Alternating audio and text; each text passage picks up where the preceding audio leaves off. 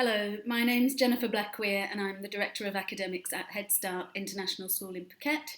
This video is for Year 9 students and their parents to explain the options process for choosing IGCSE subjects that they will study for the next 2 years. So to start with, IGCSEs are from the British model of secondary education. The GCSE stands for General Certificate of Secondary Education, and in the UK, students do those at the age of 16, which is the end of year 11, same as us here at Head Start. The I stands for international, so the qualification that's offered around the world has the same value as what is taken in the UK. In 2019, our Year 11 students had some outstanding IGCSE results.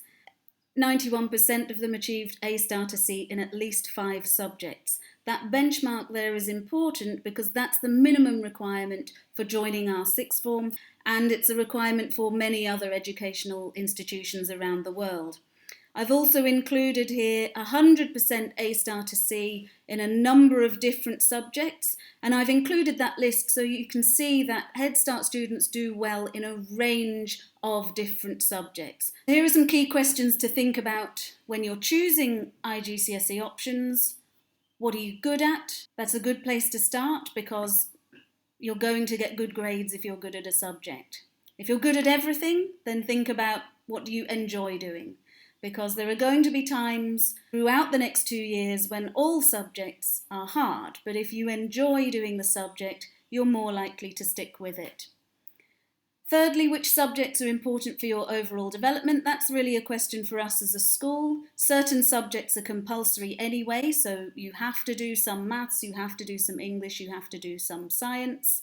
But after that, you want a range of subjects that contributes to your development.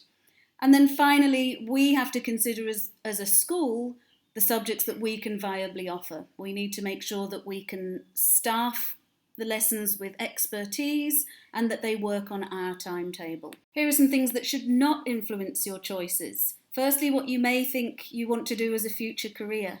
The subjects that you choose for IGCSE are not going to dictate the jobs that you do for the rest of your life. Secondly, what your friends are doing. They may have very different skills from you. Some friends may be a bad influence on you if you're honest, and also friendships can change over the next 2 years. This is a decision you need to make for yourself and not just follow your friends. Thirdly, whether or not you like the teacher.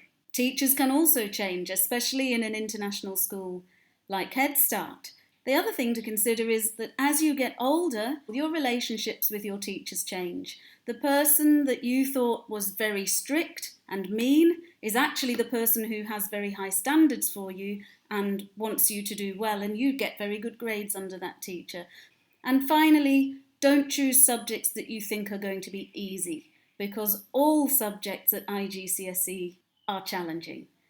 If you do know what you want to study, or a career that you want to do in the future, then you can choose subjects that are relevant. But please don't assume that the academic qualification you get for your IGCSE will definitely lead to a career in that subject. You also want to make sure that you have a balance of skills, including scientific, mathematical, humanities, practical, creative, languages, physical, and technical. And finally, before I start talking about the actual subjects, remember that we're all different. We all have different strengths and weaknesses. Don't run away from a challenge. Just because something is hard is not a reason to not do it, but also you should be aware of your weaknesses. The reality is you're not going to love every single subject you do, and you're very lucky if you love 2 or 3 of your subjects. Some of them you just need to do to give you that broad and balanced curriculum. And finally, please do not worry. These decisions seem really important right now, but it is not going to ruin your life if you don't get to do a certain subject that you really want to do. Let me talk about the actual subjects that you will be taking in years 10 and 11, starting with a number of subjects that are compulsory. These include English, mathematics, science, and core physical education. And I'll talk a little bit about some of these subjects before going on to mentioning the option subjects that you'll be able to choose. Everybody studies English throughout years 10 and 11. The majority of students will take first language English, and a small number of students will take English as a second language instead. Our most able students will take both English language and English literature, but that is worth 2 IGCSEs. In mathematics, students take either the core or the extended pathway. Core students are targeting a C grade, and that applies to the majority of our students at Head Start. The most able students take the mathematics extended paper, targeting those higher grades of B to A star, and hopefully preparing to take mathematics A level in sixth form. In science, the majority of students take coordinated sciences, where they study biology, chemistry, and physics, but those subjects are combined into the same exam papers at the end of the 2 years. Coordinated sciences is worth 2 IGCSE grades, and those grades are available up to a double A star. The most able students take biology, chemistry, and physics as separate subjects, and so that is worth 3 IGCSEs, but it's considerably more work. The coordinated science students take 3 exams at the end of 2 years. Biology, chemistry, and physics students take 3 exams in each subject. So at the end of 2 years, they're taking 9 science exams altogether, and they're doing the additional work in the same amount of time on the timetable. It's important to note that for all of these subjects, English, mathematics, and science, the school decides which pathway the students take. We look at prior attainment, especially the Year 9 exams, and we place students in the classes that are most appropriate for their ability. Now on to the part that most of the students are really interested in, where they get to choose 4 additional optional subjects.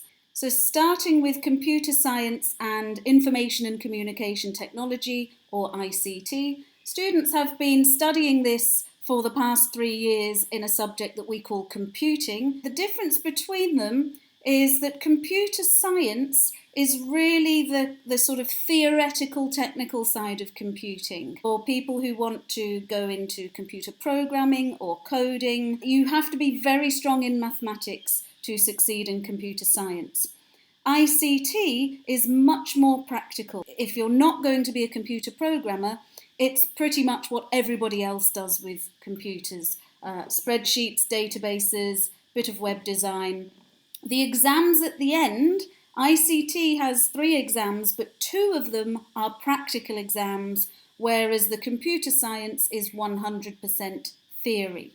Over here on the top right, we've got the creative subject. Art and design and technology are obviously design-based subjects. You need to design a piece of artwork or design a product that you then make. Art and design is 50% coursework and 50% based on an 8-hour exam at the end of the course. Design and technology does have a theory exam. It also has a strong coursework component where you design and make a product with a design portfolio. Both of those subjects are a lot of work.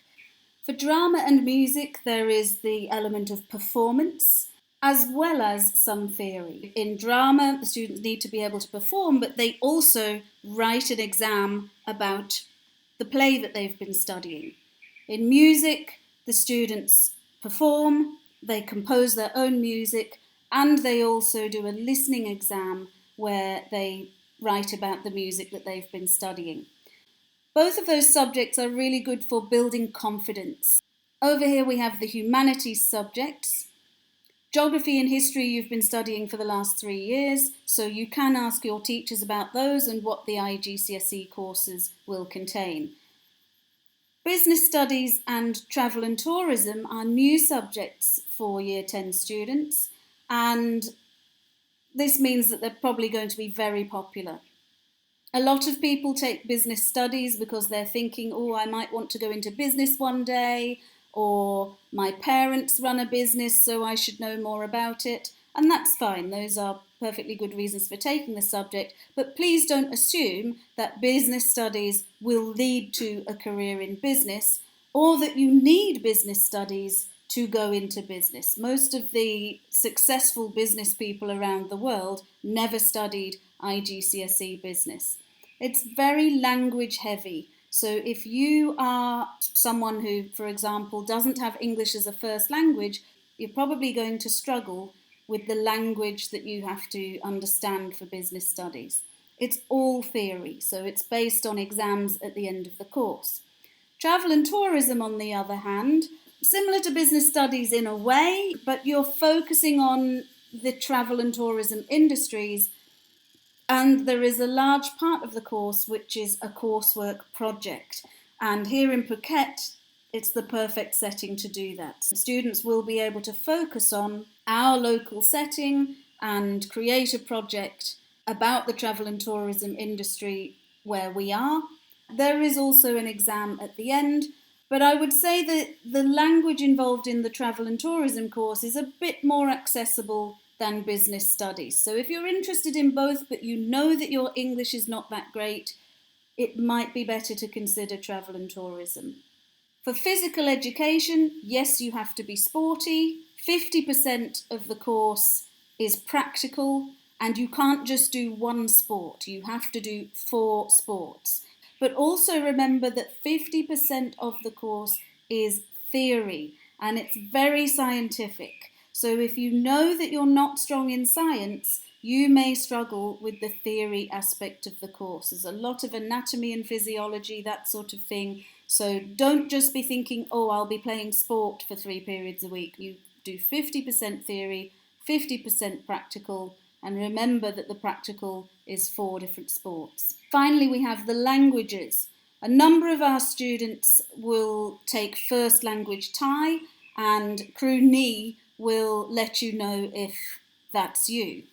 Mandarin Chinese and French are foreign language subjects, but they are not beginner subjects. So you do need to have studied some Mandarin or French before to be able to take those courses.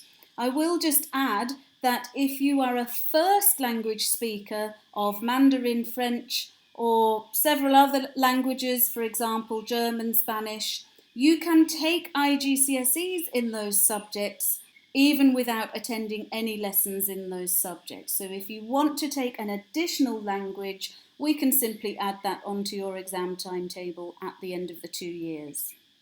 Here we have the option choices for the students starting their IGCSEs in 2020. You need to choose one subject from each option block. You could take business studies, geography, travel and tourism, and physical education. You need to choose 4 different subjects, so you can't take business studies here, and then design and technology and design and technology. You have to choose 4 different subjects, 1 from each option block. Not every combination is going to be possible. You need to fit your choices to these option blocks. We also need to let you know that it will depend on the numbers of people who choose the subjects. So if we have only 1 or 2 students wanting to take a subject, that subject might not happen. And also we do have a maximum class size, and so once we get to that number, we may then be contacting people to make alternative choices. You're participating in a virtual options fair, and watching this video is part of that. There are also other videos for each subject, and you will be able to talk to your subject teachers and attend a Q&A to ask any questions that you might have. We will talk to students and parents as required, especially if they've chosen a combination that we cannot facilitate. And then finally, we will issue a list of subjects for parents to acknowledge and sign. Thank you very much for watching this presentation. It is an exciting time for our Year 9 students as they think about subjects that they want to study for the next 2 years. But I just want to repeat what I said earlier. Please do not worry. It's an exciting time. It does not need to be a stressful time. And please do ask if you have any questions whatsoever. Thank you again. Bye-bye.